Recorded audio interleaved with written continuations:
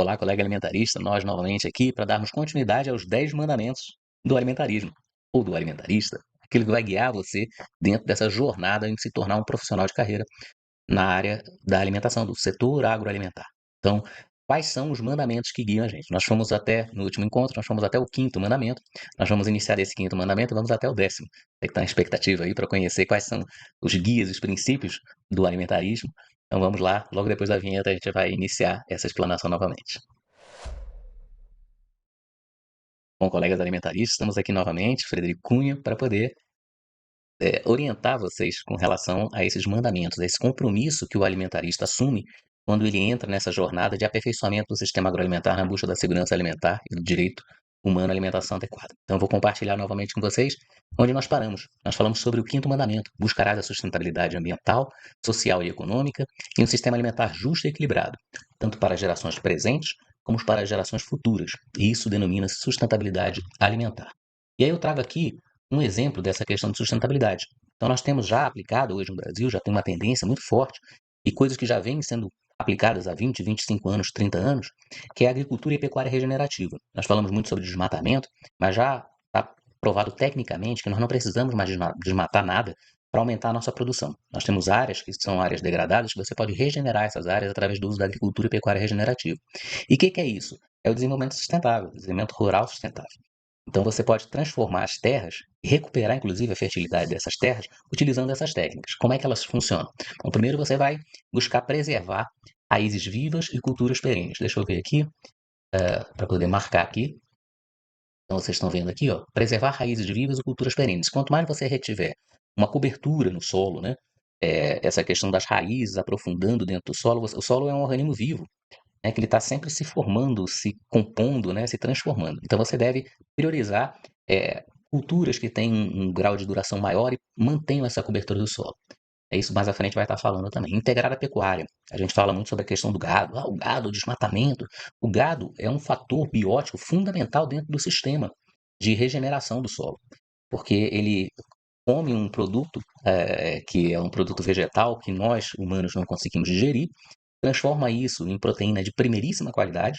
O padrão proteico é a proteína animal, né, em termos de densidade nutricional, e excreta, né, produtos, fezes, que vão se transformar em adubo, urina, e que permitem que haja uma melhoria da microbiota do solo.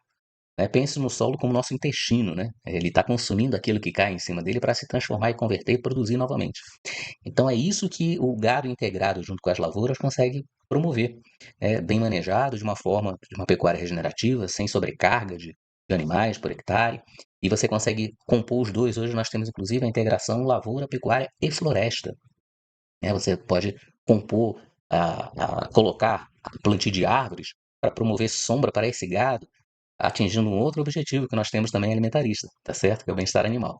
Então, nós temos aqui já tecnicamente comprovado que você consegue regenerar o solo, não precisa desmatar mais nada, utilizando essa metodologia de preservar raízes vivas de culturas perenes, integrar a pecuária, minimizar o uso de insumos químicos. Hoje nós temos uma vertente muito forte que está crescendo, que provavelmente o Brasil vai liderar, que são os bioinsumos. Manter a cobertura do solo, que é o plantio direto, que é uma técnica que já vem sendo utilizada há 20 e poucos anos, quase 30 anos. Minimizar a perturbação do solo, quer dizer, o processo de máquinas agrícolas cada vez menor sendo a movimentação de máquinas em cima do solo, e aumentar a biodiversidade, quando você faz alteração de plantios, de culturas diferentes, quando você permite que haja essa integração, há uma biodiversidade maior. Permitir que determinadas culturas sejam sucedidas por outras, umas fixam nitrogênio, que são as leguminosas, né? Outras extraem de um perfil mais profundo do solo, com raízes pivotantes, vão até lá no subsolo, conseguem quebrar aquela camada compactada. Isso tudo faz com que a microbiota do solo mude, né, e que você tenha uma nova composição cada vez mais produtiva e o rendimento aumenta. Então, existem soluções técnicas para que nós possamos resolver essa questão, né, da sustentabilidade. O sistema ele caminha para a sustentabilidade, basta que nós tenhamos esse compartilhamento mais célere, né, dos colegas que se propõem a serem alimentaristas. E além dessa questão da sustentabilidade, existe uma tendência mundial, né, inclusive para que possam ser fornecido crédito, porque a sustentabilidade ela garante uma certa segurança, né, minimiza riscos. Então, eu trago aqui para os colegas que são advogados com potencial de gerar 7,1 milhões de empregos no Brasil e ESG. Não sei o que é isso. Corra atrás, colega do direito. Já é a opção número 1 para transição de carreira. Não precisa transitar de carreira, tá? Eu já digo o seguinte, não precisa sair do direito. Você pode permanecer no direito e entrar atuando no ISD, né? Junto às empresas, junto aos produtores, toda a cadeia agroalimentar. E aí o direito está como profissão primeira dentro dessa área do ISD. ISD ele caminha muito junto com compliance. Então, se você quer atuar dentro do setor agroalimentar, olhe essa possibilidade. É uma possibilidade que está crescendo e que a tendência é que cresça cada vez mais, porque nós buscamos a saúde e a sustentabilidade do sistema. Bom, agora vamos para o sexto mandamento. Nenhum nacional, quer dizer, nenhum brasileiro, irmão de solo, passará fome em seu país e terá alimentos em quantidade e qualidade suficiente para si e seus familiares. Esse princípio da não fome é o princípio do direito humano à alimentação adequada, tá? E da segurança alimentar e nutricional. Tá? Nós temos legislação para isso, para quem é da área do direito, nós temos o princípio constitucional do direito humano à alimentação lá no artigo 6º da nossa Constituição, e é esse o objetivo do alimentarista, entrar nessa parada, entrar nessa luta, entrar nesse sistema, principalmente para os colegas do direito. Eu sempre falo, nós precisamos agora juntar todo esse povo do direito, essa turma do direito, para poder colocar esse direito em ação, trazer essa justiça, né? Então, não faz sentido realmente no país que nós vivemos, com a quantidade de alimentos que nós produzimos, um irmão de solo, um irmão de país, um irmão brasileiro, passar fome no próprio país. Então, nós temos que buscar que ele tenha alimentos em quantidade e qualidade suficientes para si e para os seus familiares, como se fosse para nós. E é para nós também. O sistema alimentar ele não é seletivo, né? Ele produz alimentos para todos. A capacidade de acesso a esses alimentos às vezes está restrita, mas a visão do alimentarista tem que ser o combate veemente a qualquer tipo de insegurança alimentar e a garantia do direito humano à alimentação. E para isso é necessário entender, e aí as pessoas confundem muito e falam essa questão do agronegócio, agricultura familiar. Na realidade, a agricultura familiar também, quando é para a produção de alimentos, é agronegócio. Isso vai ser um outro esclarecimento que nós vamos ter durante o correr dos nossos vídeos. Mas entender que, apesar de colocarmos a relação de commodities, o Brasil exporta commodities. Não, nós temos que entender que nós, alimentaristas, não exportamos commodities, exportamos comida. É diferente. Exportar um ferro gusa, né, um minério de ferro, e exportar um suco de laranja, ou exportar uma carne. A carne pode ser veículo de doenças, pode ser uma carne contaminada. Teve um tempo atrás, muito tempo atrás, na época de Chernobyl, que teve uma discussão que nós estávamos importando leite em pó com radioatividade, né, da área da produção ali daquela região radioativa. Né? Então, será que nós não estávamos importando um alimento prejudicial? Teve recentemente, no mandato passado, né, da presidência, a questão, um debate sobre a importação de um frango com salmonela. E aí as pessoas falavam, mas a gente vai comer um frango que lá eles não aceitam porque tem salmonela. Aí tem a questão de como você pode preparar, que não causa danos a você. Então, você percebe que não é só frango, é comida. Tem uma outra interpretação. E dentro disso está o setor agroalimentar, que difere de qualquer visão do agronegócio. Você exporta madeira, exporta madeira. Exporta álcool, etanol, etanol. Algodão, algodão. Agora, comida é diferente. Comida não é mercadoria. Comida não é commodity. Não deve ser olhada, apesar de estar na bolsa, né, de valores, caracterizada como commodity. Por quê? Porque a comida ela é protegida pelo direito humano à alimentação no Brasil. Existe uma lei que fala sobre a segurança alimentar e nutricional, que fala dessas relações do caráter físico, biológico e químico da comida, da densidade nutricional, que é a Lei 11.346 de 2006. Então, o olhar é trabalhar com direito humano. Comida é direito humano, certo? Então, não dá para trabalhar da mesma forma que nós trabalhamos com outros tipos de commodities. Tá? E os princípios que movimento alimentarista, esses que eu estou citando, eles são totalmente diferentes, não são totalmente diferentes, mas são princípios exclusivos ao alimentarismo, à justiça alimentar, ao setor agroalimentar. E o futuro agroalimentar deve carregar essa ideia de que a comida não é commodity. Isso, inclusive, eu trago de orientação do cara que criou o termo agronegócio, que idealizou esse termo, chama-se Ray Alan Goldberg. E ele trouxe, eu já mostrei na live, né, que a gente fez na terça-feira, mostrei esse livro, que é o Food Citizenship, onde ele fala exatamente que o futuro agroalimentar é a saudabilidade, é a segurança alimentar, é a sustentabilidade, essa visão diferente quando se trata de comida. Ele que criou o termo agronegócio, ele mesmo fala, a comida é diferente, é outro sistema, certo? Então ele já projeta isso para um futuro próximo. O mandamento número 7. Deverás agir para que todos tenham à mesa alimentos que carreguem sua cultura e identidade alimentar local, regional e nacional, reconhecendo-se como uma nação plurima e, ao mesmo tempo, una. É a sinergia do sistema, tá? O sistema deve ser para os nacionais. Lembra lá do princípio, lá em cima, amarás o seu país, o seu povo.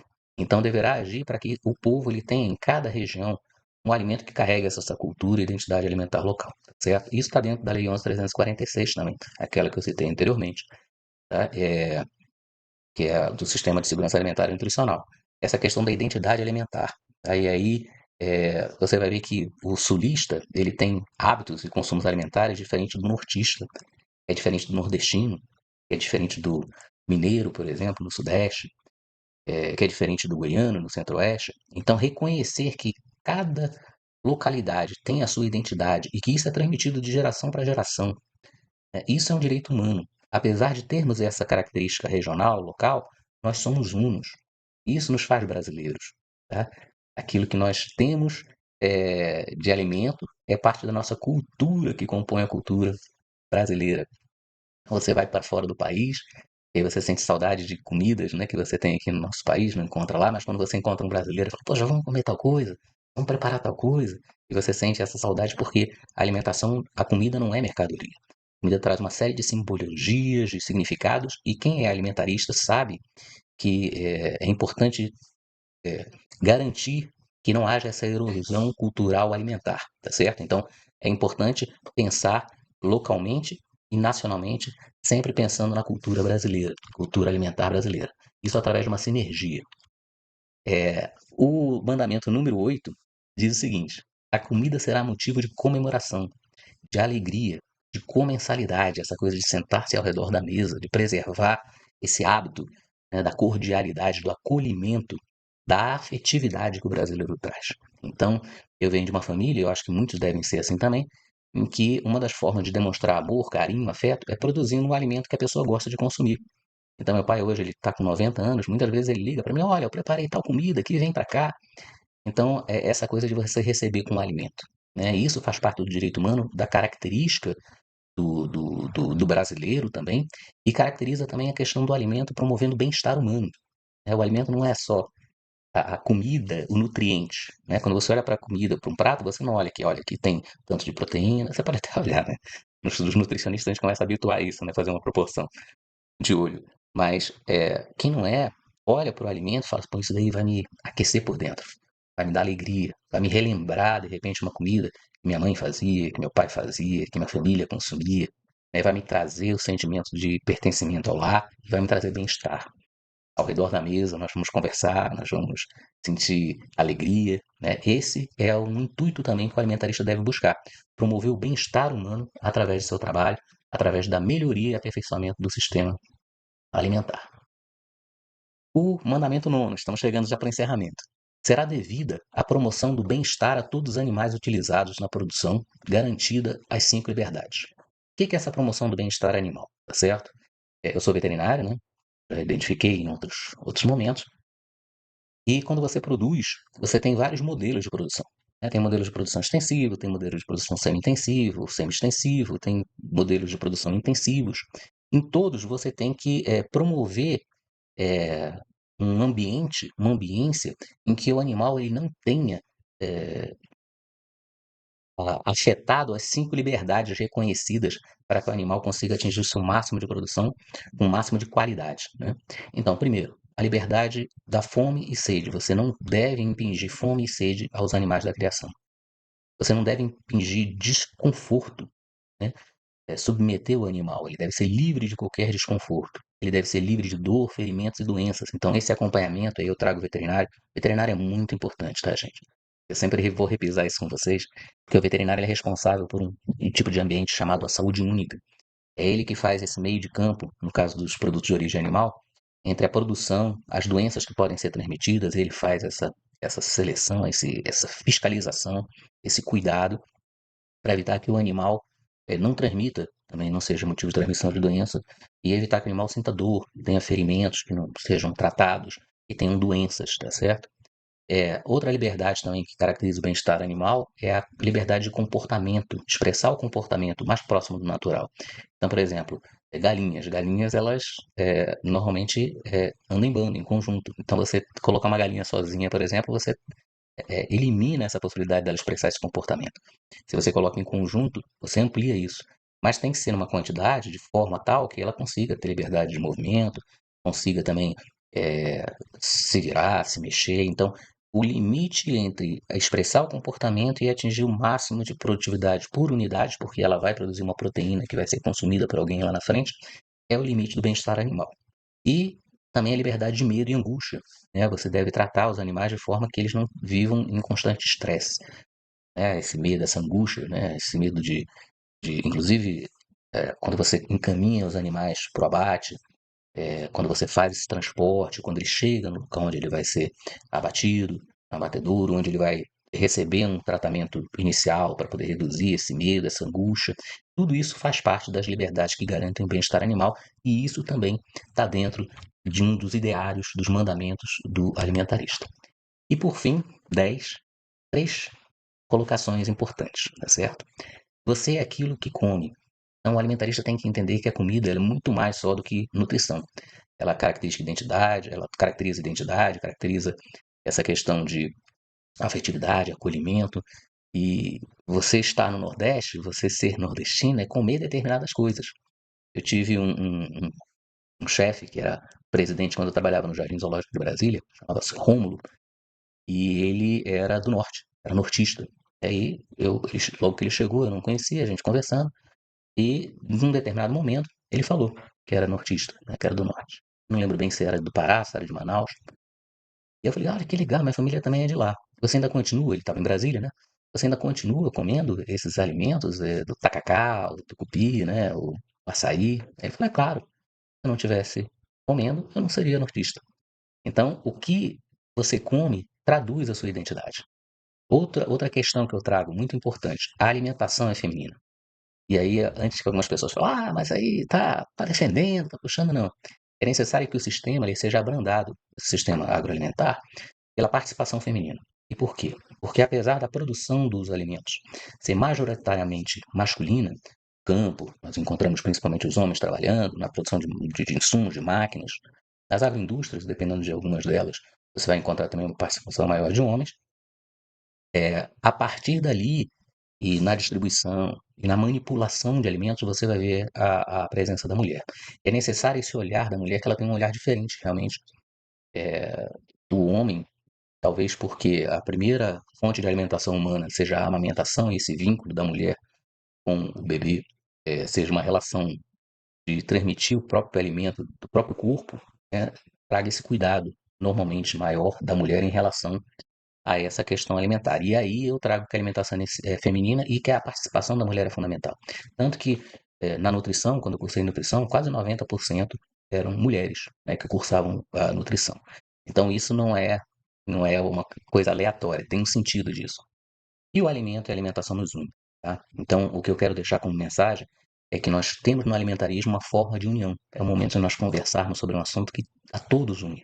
Todos comem, independentemente da raça, independentemente da idade, independentemente da nacionalidade, né, da regionalidade, do credo, da religião, todos nós comemos, certo? Então, o alimento é uma forma de nos unirmos, é uma forma de pertencimento, nós somos brasileiros, nós temos que ter essa característica da alimentação brasileira. Nós consumimos alimentação italiana, mexicana, japonesa, chinesa e alimentação brasileira. Então, esse é o momento de nós traduzirmos a nossa união, nosso pertencimento e a nossa identidade através do nosso alimento, né? Exportar alimentos e exportar essa identidade brasileira para o mundo. E aí eu sigo para a conclusão colocando uma frase do Nietzsche, né? O porquê, esses 10 mandamentos são o porquê do alimentarista. E para o alimentarista, quem tem o porquê suporta quase todo o como, é o que Nietzsche falava. Então, eu busco com esses mandamentos dar esse sentido do porquê para o alimentarista. Pois quem tem o porquê suporta quase todo o como. E a gente tem um desafio muito grande como alimentaristas nessa mudança, nesse aperfeiçoamento desse sistema agroalimentar. Mas se você tem o porquê, como diz Nietzsche, você vai suportar quase todo o como. Eu sei que nessa união, nessa comunidade que nós estamos desenvolvendo, nós vamos conseguir atingir aquilo que nós queremos, né, que são os objetivos do alimentarismo. E aí eu vou caminhando para o encerramento, convidando a turma do direito. Vamos alimentar o Brasil. Nós temos mais de 4 milhões de bacharéis em direito. Hoje nós temos mais de 1,5 milhão de advogados. Imagina esses 5,5 milhões de profissionais atuando para que esse sistema alimentar seja cada vez mais justo. seja mais equilibrado, mais sustentável, mais saudável. O mercado alimentar no ano passado produziu algo em torno de 2 trilhões, um faturamento de 2 trilhões de reais em 2024. Como eu falei lá no início, faltam 2 grupos alimentares para o Brasil atingir a autossuficiência. Então vem participar dessa comunidade, venha ser um alimentarista, veja novamente esses mandamentos, identifique se você tem essa vontade, essa tendência de se tornar um alimentarista, não só da turma do direito, mas eu falo especificamente para a turma do direito, é porque, como advogado, eu vejo que há uma necessidade de formação, principalmente nessa área, né, no pessoal do direito, para que participe dentro do setor agroalimentar. Mas todos os profissionais, qualquer um, venha a ser um profissional da comunidade alimentarista. Aqui nós temos um QR Code, com esse QR Code você vai poder entrar na nossa comunidade. Você vai pagar um valor de taxa mensal de R$ 9,90, simbólico, né, para poder participar dessas discussões, estar no grupo de comunidade para poder falar sobre esses assuntos e nós começarmos a sair do porquê para começarmos a conversar o como nós vamos fazer isso daí. Certo? Então caminhe conosco, seja um alimentarista. Além daqui do YouTube, você vai encontrar referências do trabalho nosso aqui no Instagram, no @frederico.fadc e no LinkedIn. Inclusive a transmissão da live de ontem foi pelo YouTube e LinkedIn. Tá? Então, Frederico Cunha DV. Mais uma vez aí, eu coloco o QR Code para que vocês possam se inscrever na nossa comunidade e vou caminhando para o encerramento, desejando que esses mandamentos façam parte do seu coração, da sua mente, que você se sinta já acolhido como alimentarista e comece a caminhar conosco. Nós vamos agora falar cada vez mais sobre todos aqueles mandamentos, desmembrar, né? Nós vamos aprofundar em cada um dos mandamentos, ponto a ponto, e vamos ensinar para você que está querendo entrar, que gostou dessa proposta, que está querendo entrar na carreira alimentarista, se você é profissional do direito, como é que você pode fazer para poder acompanhar, e avisar também que eu presido uma comissão, é a primeira comissão, é o segundo treino que eu estou nela, é a primeira comissão de Direito Agroalimentar e Nutricional do Brasil, e que eu estou buscando também colegas profissionais de direito de todos os estados e queiram também desenvolver uma comissão nesse mesmo sentido no seu local, na sua região. Vamos conversar, venha participar da nossa comunidade, venha ser um alimentarista. Envio saudações alimentaristas a todos e um grande e forte abraço.